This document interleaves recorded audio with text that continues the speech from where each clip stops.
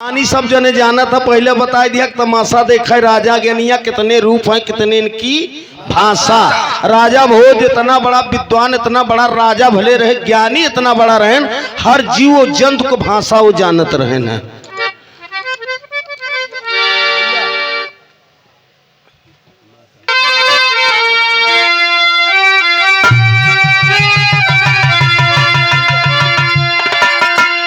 तो नारी रहली हसीना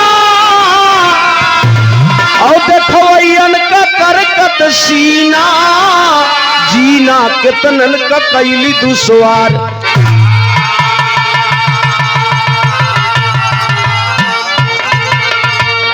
नारी कयंग उमंग देख विधना, खुद बनाय दिया सुघराई।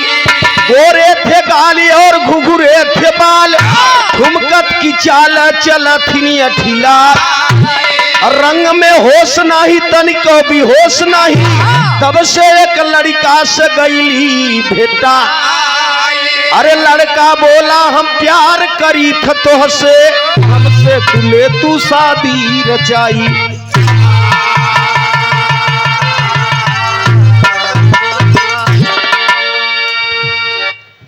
प्यार में प्रियंका चौतरफा धार होत, बल्लम में एक कैती होत, गणासा में एक कैती होत, बिलेट में दुई कैती, प्यार में चारों कैती।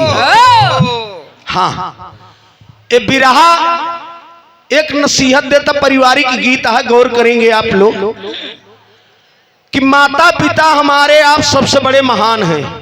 माई और बाबू न होते तो हम और आप न आए, और माई बाबू न होते हम न आ पाए, तो हम न आ पाए तो देवी देवता का पूजा पाठ ना हो। पुरनिया कहा घरे का ललाए और बहरवासु जा मांगे। लोग अपने माई और बाबू को सेवा नहीं कर पावत, लेकिन मेहरारू लिया के लोग डेली जाते हैं, कतो मैहर जाते हैं, कतो विंध्याचल जाते हैं, मार साहब कतो करे मानीपुर जाते हैं। श्रद्धा वो अलग बा, लेकिन भाव हो चाहे न मंदिर में जाओ, न मस्जिद में जा रहे हो, न गुरुद्वारे जाओ, माता पिता की सेवा कर लो, इससे बड़ा कोई तीर्थ और व्रत नहीं है। कभी भाव धन बहुत सुंदर गजल का टुकड़ा बा, कम कहना बा है का।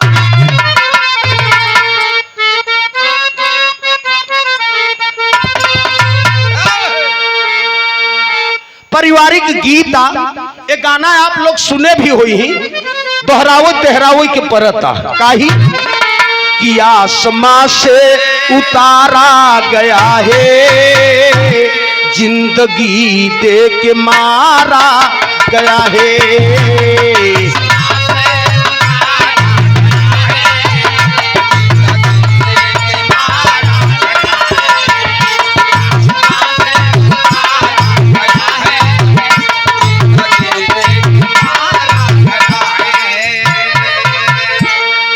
सेवा में श्रीमान आपके बीच में किशन प्रधान भैया एकदम निर्विरोध चुना गहन सोना के धरती से, उनके तरफ से दोबारा 101 रुपया का पुरस्कार हुआ। उनके परम मित्र भाई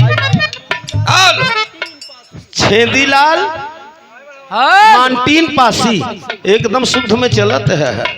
हाँ, आजकल लोग जात छिपावत है, लेकिन शुद्धता का भाई बताने परिचय पासी मानटीन भाई छेदी भाई की ओर से, प्रधान जी की ओर से 101 रुपया का पुरस्कार हुआ। दातार सुखी रखे सब भाई के नमस्ते प्रणाम बा। सेवा में श्रीमान मनोज निगम प्रधान जी और भावी जिला पंचायत पद के प्रत्याशी मनोज भैया की ओर से फिर 5वां मेरी मां पुरस्कार हुआ 101 रुपया का। भाई के नमस्ते प्रणाम भाई। गाना सुने आप लोग भाव से, कहना बाका।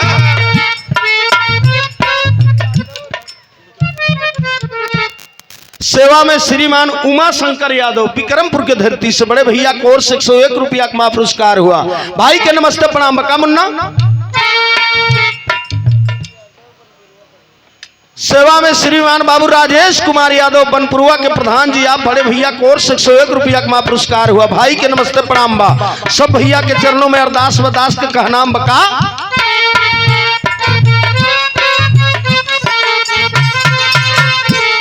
आसमां से उतारा गया है, जिंदगी दे के मारा गया है।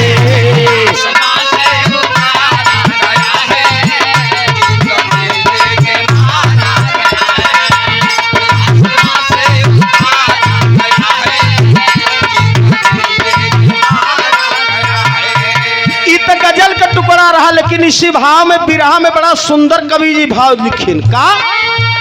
लड़की लड़का से हंस कर के बोली, लड़की लड़का से हंस कर के बोली, प्यार करने के काबिल नहीं हो।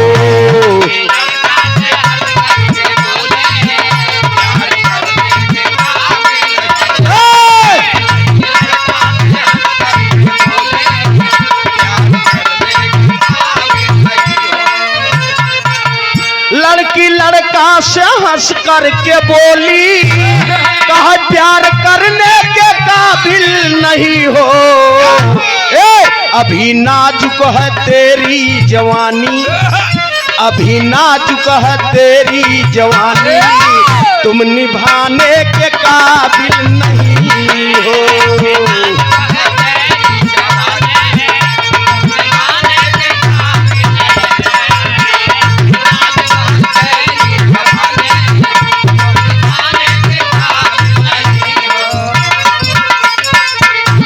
दोस्ती दोस्त करना सरल है, लेकिन दोस्ती तुम निभा ना सकोगे। लड़कियां कहा था, एक स्कूल में दोनों पढ़त हन, लड़का का नाम प्रियांशु, लड़की का नाम प्रिया बा। कहा दोस्ती तो सब करत थी, लेकिन जब निभाओ तब वही के सिला दोस्त जानी। लोग कहत थी दोस्ती दोस्त करना सरल है, लेकिन दोस्ती तुम निभा ना सकोगे। कहा कली कच्ची है अब ही खिलेना, कली कच्ची है अब ही खिलेना, हार बनने के काबिल नहीं हो।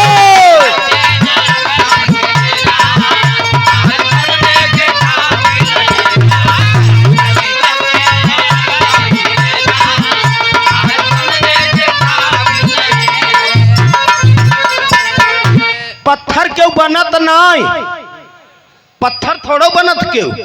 लोग पत्थरे का करेजा कैले थे भले। आज लोग कहते हैं कि जो मारे हमसे बात जिन करे, हमसे बात का करे थे तू, हम हमार आजू से तोहरे पीछे जान लग पत्थर का करेजा हो गया बाबा।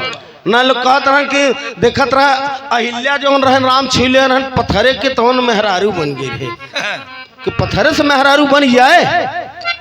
अरे यार जे मर गवा तू मर गवा, ओके क्यों जिया सकत है।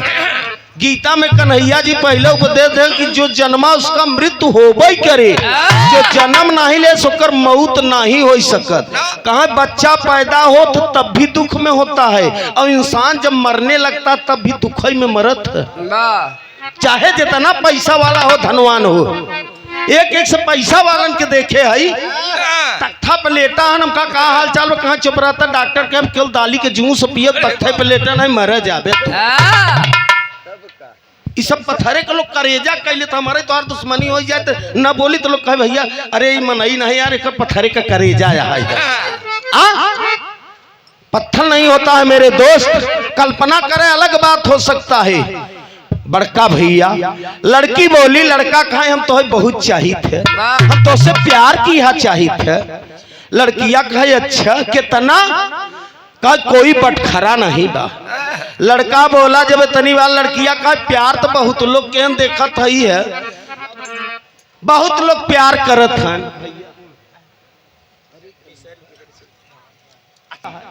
गते गते दोस्ती बढ़ी गई, दोस्ती बढ़ गई साहब। रास्ता बगल हुई लगा, जैसे राजा भोज के ही यहाँ भंडारा चलत रहा है।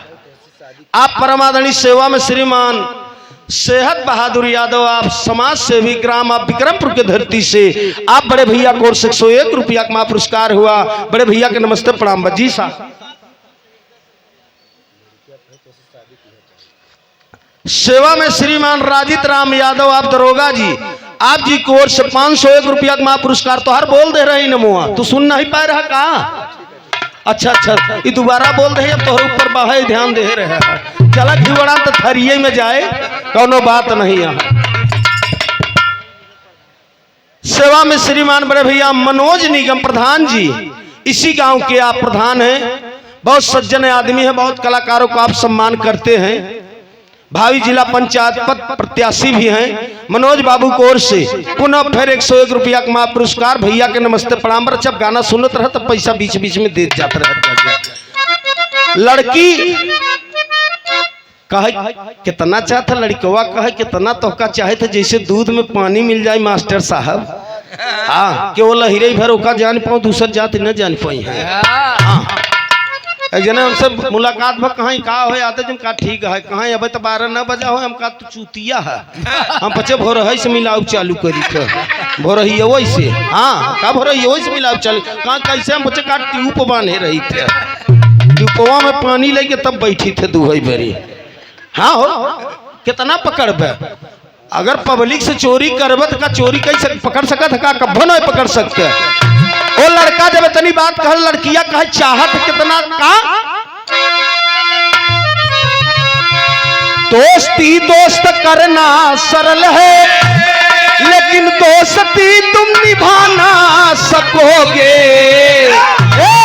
कहा कली कच्ची है अब ही खिलेना, कली कच्ची है अब ही खिलेना, हार बनने के काबिल नहीं हो।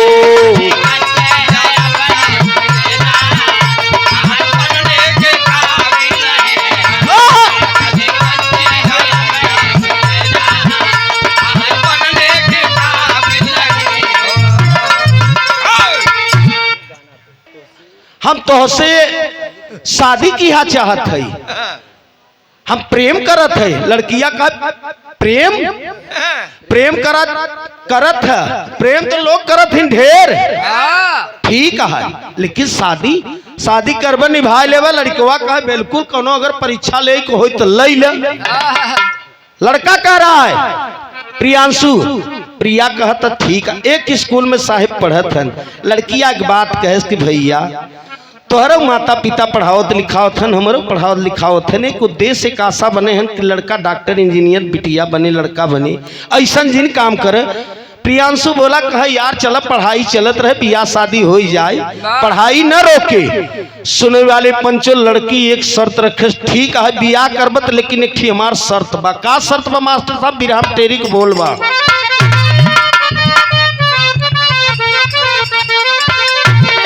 हाय अरे बताना ना किसी से बतिया, रामा रामा रामा रामा, अरे मोरे रामा बताना ना किसी से बतिया।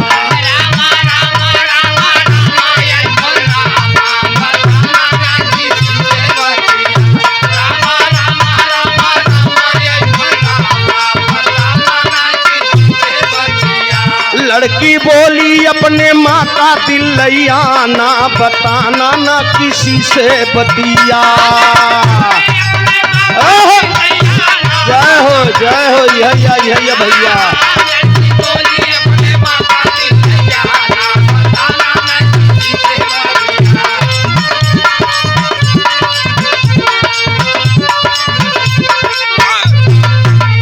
ए लड़के, लड़का खड़ा है। लड़की बोली कि अगर हमसे बियाह किया चाहता तो हमार शर्त बा। लड़कवा कहे का? लड़किया कहे अपने माँ के मार के अपने माँ का कलेजा अगर ले आऊगा तब तो जान ले कि तू निभाई ले बस सातों जन्म तक। न कजनी के तने के देखा खोदा पहाड़ तो निकल गई, रोज आवत हन रोज जात हन, ऐसे तोहरी की नहीं मेहर करत हन, फिर काल उनके संगे पर उनके संगे चौथा रोज उनके संगे, फिर पता नहीं बे पता क्या चला जाता कहीं मन से धू हन ना, ऐसे पता होता न चले। भैया भैया भैया बाबूजी भैया भैया ए मालिक तू बतलावा हमारे लगे तक आवाज आ जाए हम बिसरी जा भाई। लड़का बोला कोई बात नहीं है, ठीक है पागल नहीं थे, तनी छोट बात गौर करें आप लोग। वह इतनी बात सुना जब लड़का, इतनी बात सुना जब लड़की का लड़का मन में करई विचार, प्यार करी त माँ के मारी, नाही तो प्यार हव झूठ बेकार। लड़की बोली दे रहो तबा तू जल्दी हो जा होशियार, वही हाथ भरे का छुरा लई के तब लड़का होइगा तैयार।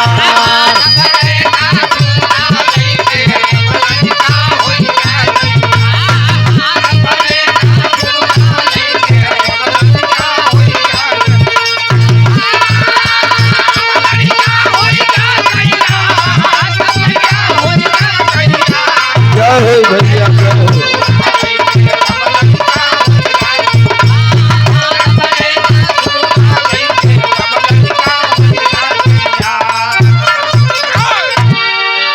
लड़किया कह बिया किया चाहत थे हमार शर्त बा, अपने महतारी के मार के अपने माँ का कलेजा हमारे पास ले आई देबे, तब तो जान जाब कि सच्चा प्यार करत है, निभाई लेबे बिया करब। ना तो ऐसा तो तमाम आवत हन, रोज आवत हन, रोज जात हन, ई दोस्ती हमके न चाहे।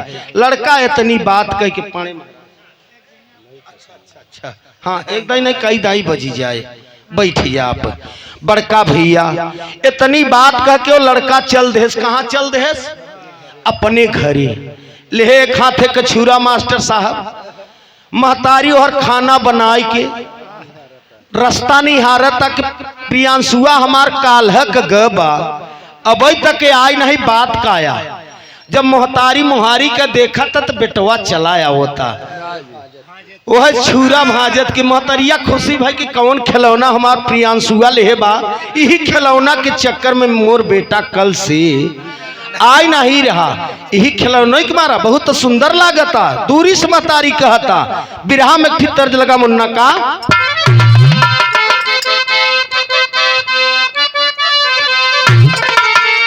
कि माँ मुझे छोड़ के जाती हो अकेला, मैं तेरा गदेला क्या लाल तुझे प्यारा नहीं।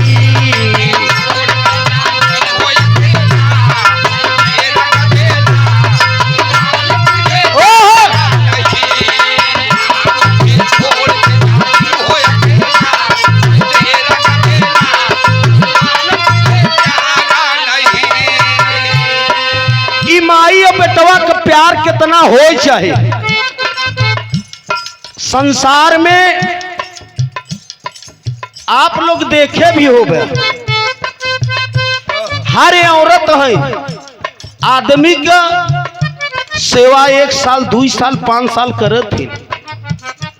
मर्द अगर बीमार बा तमाम औरत जात खेते खरियाने तमाम लोग पूछत का हो बड़ ननका बड़कू का हाल चाल है। चुप रह तू अम्मा न हर खोथन न, लेकिन कभो मोहतारी अपने बेटवा के नहीं कहते न हमार पिंटुआ हर को होता न काहे बरे पियाबे का दर्द जो 9 महीना पेटे में ले रहा या बरे कितना ममता महतारी को होता। माई बैठी वो मोहरिया का देखा था रोवता, पति नहीं बा इकलौता बेटा बा, इतना बड़ा धोखा केस बेटा हमारी खिलौना तुम्हारा नहीं आई। माई रोई के कहत मार साहब का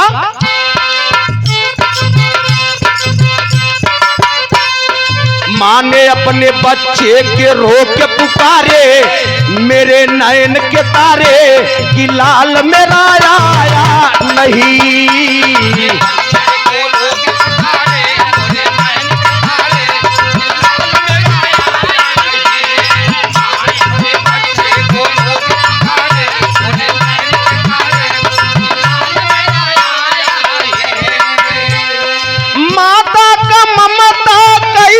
के माने पिता से ज्यादा माँ बच्चों को जाने।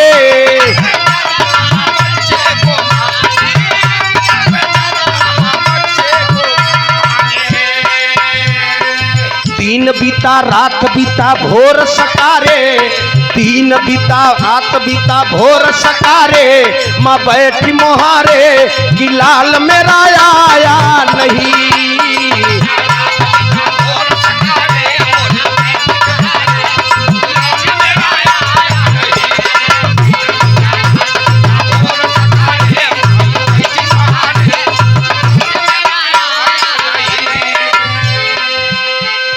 पहुंच गया पास, महतारी पूछता बेटा कहाँ रहे थे, कल से गायब रहे, अब वही का वो थे। लड़का कुछ बोलत नहीं, पीछे चाकू चुराए बा।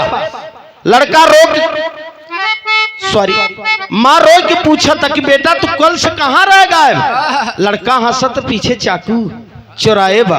लड़का के मन में तो और कुछ बा। महतारी कहता टोवत पेट मोटोवत गाल टोवत कि बेटा तो कल से खाए नहीं है लाला, आखिर बताओ कहाँ रहे। एक लाइन और माई रोई के कहता है बेटा के पकड़ के का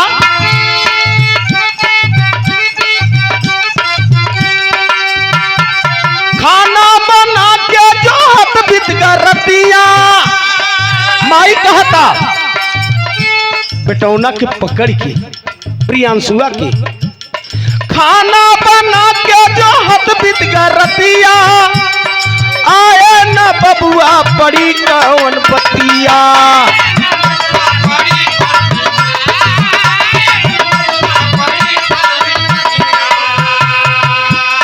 दिन बीता रात बीता भोर सकारे, माँ बैठी मोहारे कि लाल मेरा आया नहीं।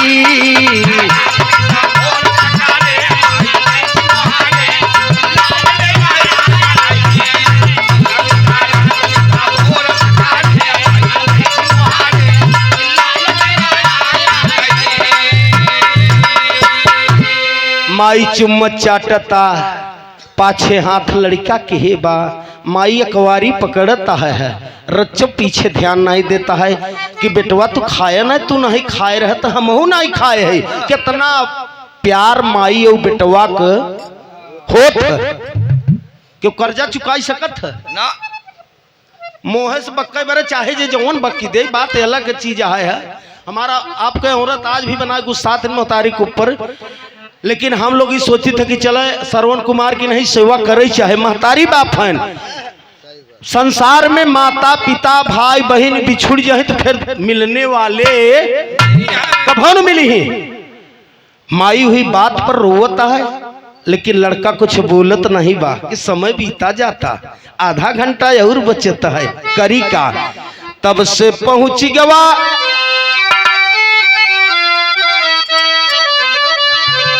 तब से पहुंच गवा हत्यार, हाथ भर छुरा लेहस वह माँ पर घात लगायस। माँ को न पहचाना, बताना न किसी से बतिया।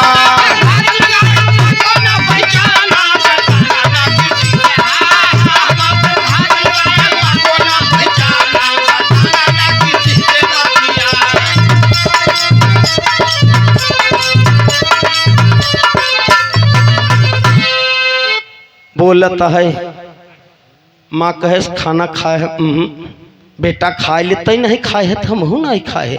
महतारी जैसे नेहरू मास्टर साहब खाना निकाले वे रसोईया में, टाठी में परसा तब तक पीछे से घात लगाए। पापी लड़का, वही लड़का प्रियांशुआ पीछे से वार करत। माई ऐसे पेटे के बले गिरी।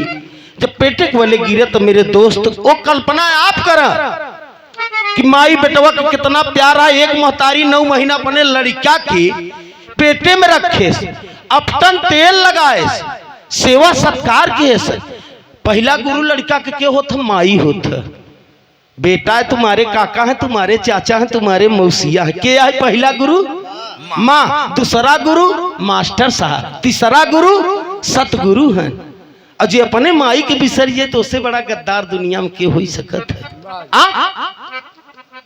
सेवा में श्रीमान हमारे विजय बहादुर मामा कोर्स महापुरस्कार 101 रुपया का महापुरस्कार ए माँ और बेटा के प्यार में। इसलिए माँ बेटा का ममता जौन होता वो परम पार बा, कोई अनमोल कोई कांटा बटखरा नहीं बा। साहेब माई गिर गए। कभी एक लाइन बड़ा सुंदर भाव लिखत हन मास्टर साहब का,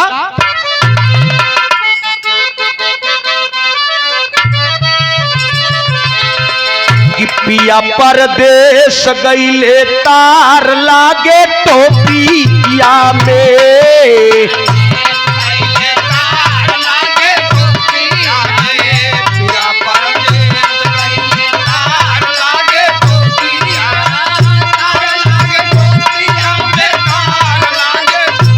जय हो जय हो।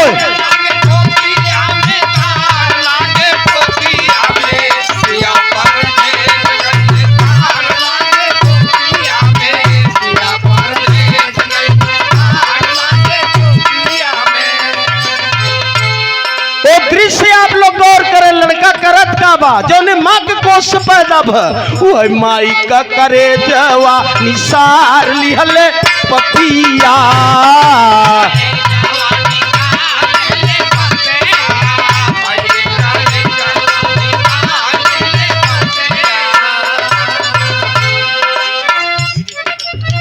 सेवा में श्रीमान ने आपके बीच में धर्म के बड़े भैया राम कुमार बिरला, राम कुमार एक जने बोला अच्छा। सेवा में श्रीमान राम कुमार विश्वकर्मा भैया आपको ओर से 51 रुपया का पुरस्कार हुआ। आप क्षेत्र पंचायत अच्छा बीडीसी भाई इस समय हैं, अच्छा भावी प्रत्याशी हैं आप, बीडीसी के भावी प्रत्याशी हैं बड़े भाई राम कुमार आप विश्वकर्मा भैया को ओर से 51 रुपया का पुरस्कार हुआ। मालिक सुखी रखे सब भैया के नमस्ते प्रणाम कहना।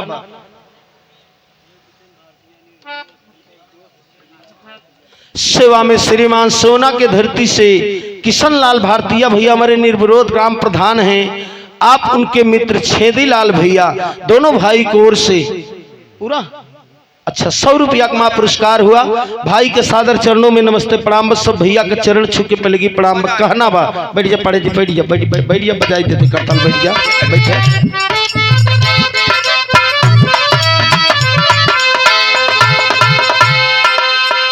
वो लड़का करत का बस साहेब आप अंदाज लगाओ, माई का करे जवानी सार लिहले पपिया।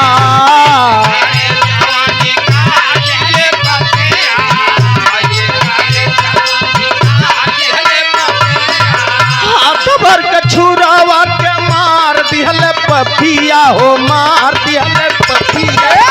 माई का करे जवा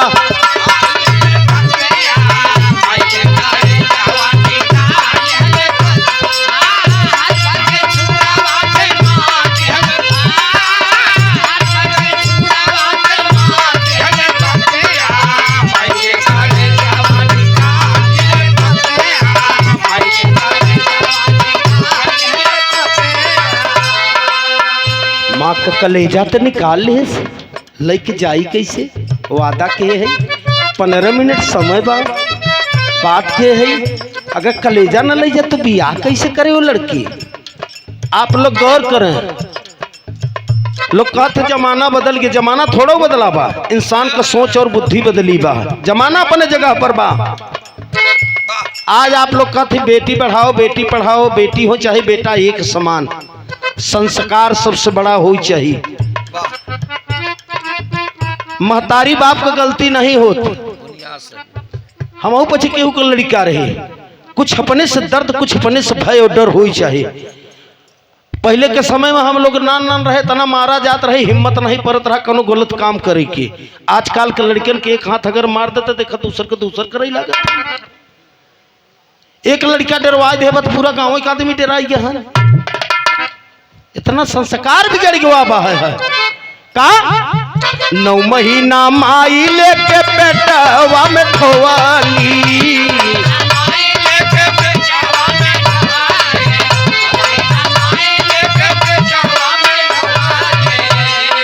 ललना के खातिर कितना दुख उठवली।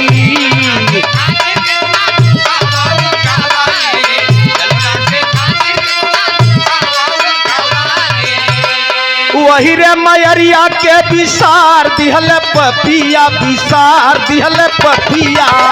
माई का करे जवानी सार लिहले पपिया।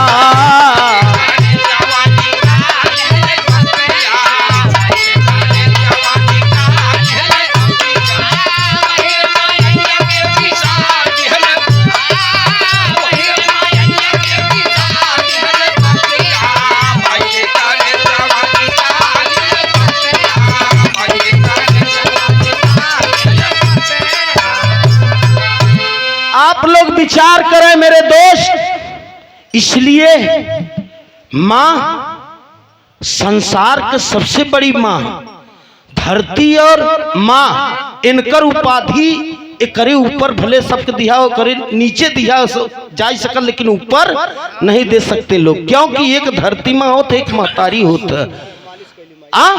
महतारी धरती मां है जौन हम आप पैदा करत है, खात है। एक महतारी है हमके वो आपके जन्म देश है। वो हम महतारी के संगे अगर अन्याय हम आप करत है तो कभी जिंदगी में सुखी नहीं रह सके। लड़का निकाल ले, माई के आंचर फाड़ ले, माई के आंचरे में मास्टर साहब माँ का कलेजा धई के गठियाई के लेके चलब कहाँ, लड़की के पास वादा किए है। बिरहा आल्हा के भाव में कहना बा है,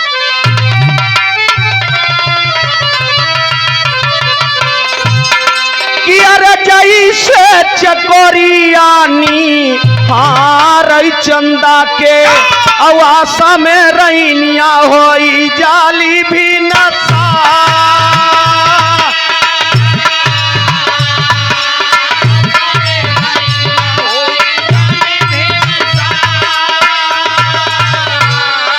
जैसे सरवा खुशी भपा के जंगलवा के, अमरवा खुशी भपा के सावानी बाया।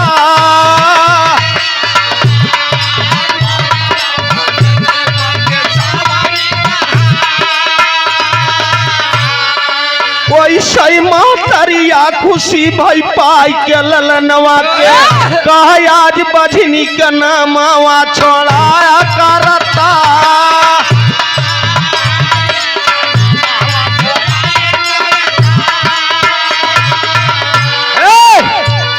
वह लइके करे जवा के भागई निर्दयिया।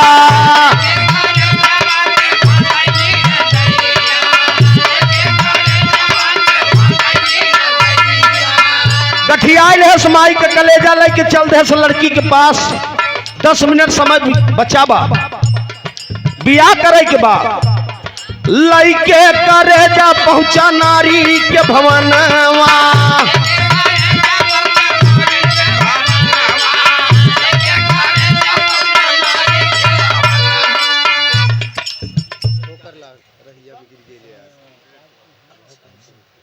सेवा में श्रीमान हमारे विजय बहादुर मामा के नाती छोटे भाई सतीश भाई के पुत्र का नाम है इनका उज्जवल यादव। उज्जवल यादव कोर्स 201 रुपया का माँ पुरस्कार हुआ। बाबू के नमस्ते प्रणाम बहा है। फले फूले पढ़े लिखे माता पिता के नाम रोशन करें, यही शुभ आशीर्वाद बा।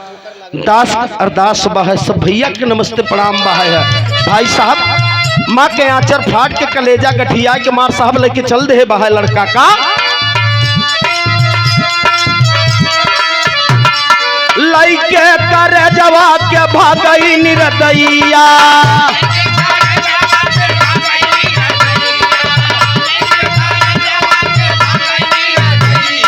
ठोकर लाग रहिया में गिरी गईले यारा।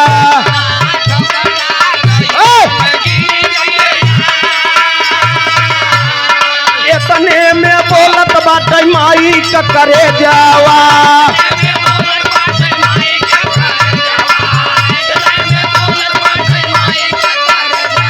चोट लाग होता बेटा लेते ना।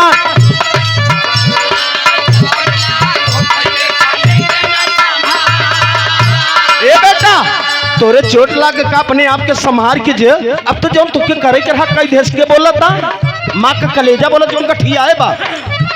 सहला केहू को जान ना जाता है, केहू को जान सहला जाता का। एक चिकवा रहा दिना देखा मुर्गा काटत रहा, काटे के बाद मुर्गवा बोले लगा, तब हम जान गए गरीब बाप रे इतना सरल जिंदगी किसी का है नहीं। माँ कलेजा बोलता कि बेटा प्रियांशु अब तो तुके जोन करे के रहा कई ले बेटा, आराम से तोरे चोट लग का, चोट लगा हो तो दवाई ले ले, अपने आप के संभार के जाए। माँ कलेजा बोलता है।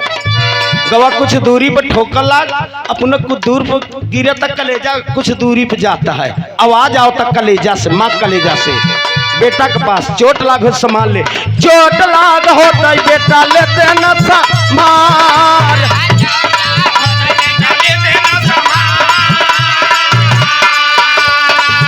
लइके करे जा पहुंचा नारी के भवनवा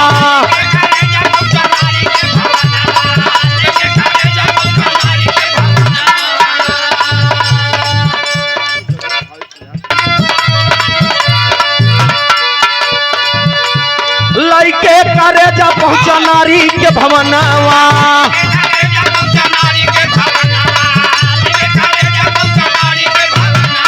देखत गुजरिया त बोली फटकारा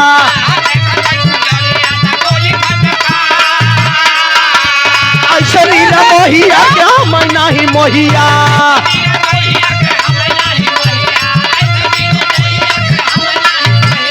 के करे त गोदिया में ली है अवतारा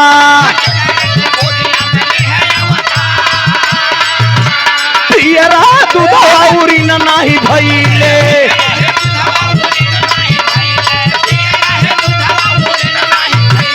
कैसे त भूल गए माई जी का प्यारा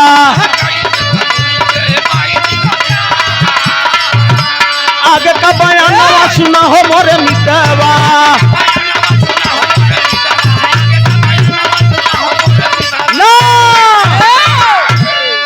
पहुंचा के कलेजा लड़की के पास गठरी ले है बा कहा लड़किया कहा वह जौन वादा कह रहू है माँ के मार के लैया कलेजा वह कलेजा लड़किया कह उतारब संडिल मारब बीसन संडिल तोर मुंह पछुआ रहे जय बेईमान हराम खोर हम तो तोर अंदाजा लेत रहे है कि जौने हमार तक पीछा छोड़ दे तई अपने माई के नहीं भाई तो हम ही हो बे माई के मार के आए है मेहर करे भाग गया से कही अरे अरे अरे अरे अरे करबे तुम हमारा बीसन संडिल मारब आराम कर हमने तो सोचा कम से कम मार पीछा छोड़ देवे जे तो के 9 महीना पेटे में लेस अपटन तेल लगाएस तो के ज्ञान देस तो के पढ़ाए से लिखाए से इतना बड़ा के तई ओकर नहीं भय तो तई हमसे बिया करबे तोर कौन भरोसा बरे बातचीत तो होता तब से तोहरी बचन के ना लोग सुने कहाँ कुछ सुने कहाँ का भकाई अरे यार फलाने इतना सज्जन मनई मर गया बेचारू आज 4 साल हो तो उनका लड़कियों अपने मोहतरिये के मार के बियाह करे जात रहा कलेजा लड़की माँ तब से पुलिस दरोगा आए हाथ में ले गए हथकड़ी पुलिस लाइगा तुरंत जेल खाना बताना ना किसी से बतिया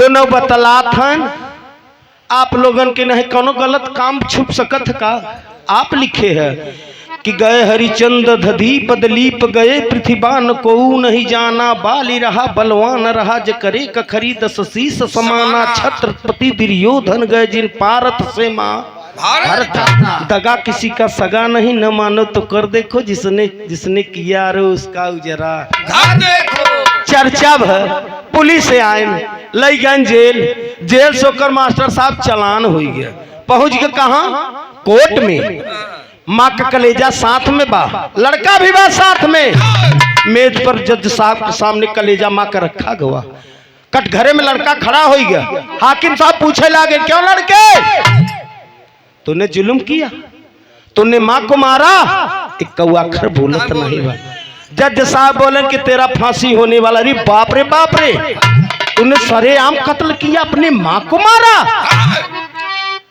इतनी बात जब जज साहब कहत कभी लिखत हन आखिरी लाइन बिरहा मार साहब का पंडारी दादा वाली तरफ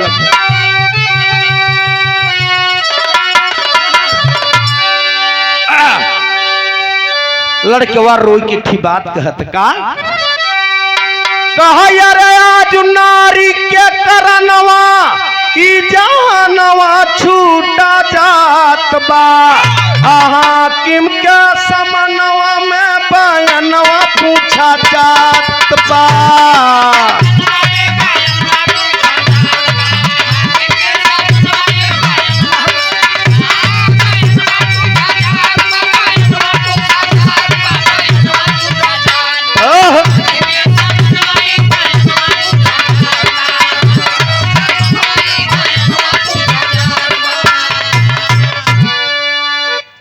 जज साहब कहा तेरा फांसी होगा, इतना बड़ा जुल्म किया, सरेआम कत्ल की, अपनी माँ को मारा, कोई ना शहादत कोई ना छुड़ाने वाला, और लड़का रही रही साहब खूब आंसुआ रो तक कब हमार फांसी हो जाए, हमार क्यों संगी साथी नहीं बा, काम तो बहुत गलती की है। यही बरे आप लोग विकत सब कहथिन बिना विचारे जो करे सो पीछे, काम बिगाड़े अपना जग में हो तो हंसा। आदमी का गलती के एहसास कब होत जब बिगड़ जात और करे पहले हो जाए तो कभी हो सकत का, वैसे कंठवो नहीं खुलत, जब बिगड़ जात बात तब कहते बड़ी गलती हो गई हमसे, अगर यह चीज रच के सोचे हो तो ई न हो पावत। मेज पर से आवाज आवता, माँ का कलेजा बोलता कि साहब हमारा लड़का हमके नहीं मारे, हमारा लड़का निर्दोष। माँ का कलेजा हुई जज के सामने जो रखा मेज पर आवाज आवता कि साहब हमारा लड़का निर्दोष बा, हमारे लड़का के छोड़ दिया जाए। आवाज का तुम्हार साहब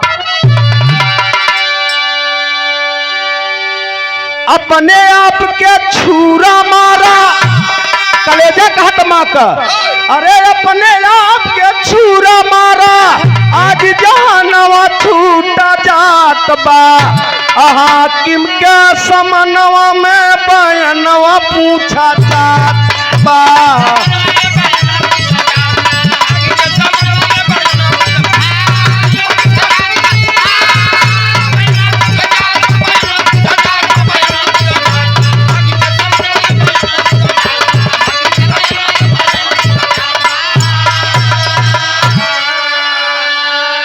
जम्मा का कलेजा से आवाज आए कि साहब हम अपने आप के मारा, हमारा लड़का निर्दोष बा, छूट गल मार साहब, लेकिन कोनो काम के लड़का नहीं हुआ। गांव में पहुंचा लोग कहाँ हत्यारा जाता है यार, जे अपने के नहीं हुआ तो दूसरे के हो सकत है, लोग कहाँ हत्यारवा जाता है, हत्यारवा जाता पटीदारे से गांव से पूरा नाता खत्म हो गए। यही बरे आप लोग हम भी कही थे कि धोबी के कुत्ता न घर के अम्मा से जे प्यार नहीं के, जे माँ के ममता के नहीं समझे, जे महतारी के दर्द नहीं समझे, वो धरती पे चाहे जितना दौलत कमाई ले साहब कभी सुखी नहीं रह सकता। इसलिए कि माँ से बड़ा क्यों है यही नहीं बेकर कोनो बटखरा नहीं बा। आखिरी लाइन मार साहब कहना बा,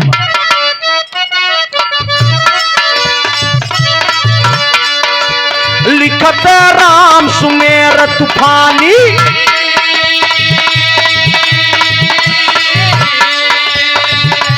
कान में नाही गई,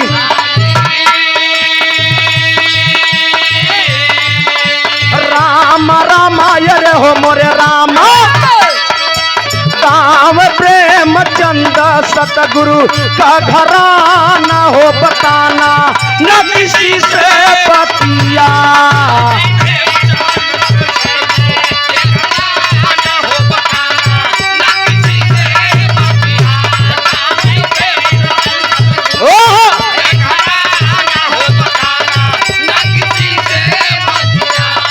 सैया हो तो है कैसे मनाई,